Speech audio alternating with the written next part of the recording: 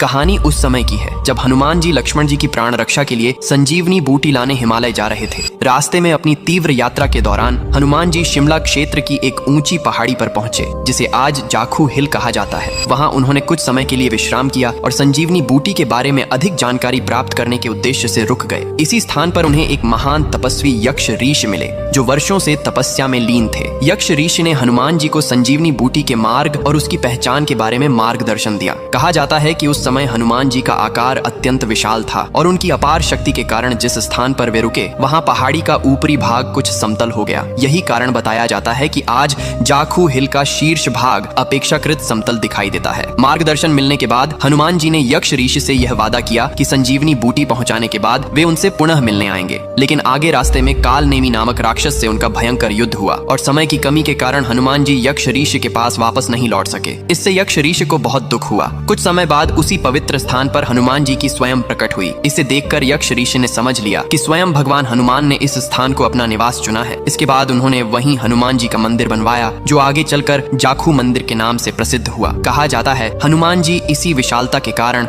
मंदिर परिसर में 108 फुट ऊंची विशाल हनुमान प्रतिमा स्थापित की, जो विश्व की सबसे ऊंची हनुमान प्रतिमाओं में से एक है। अगर आपके दिल में भी राम बसे हैं तो कमेंट में लिखो जय श्री राम।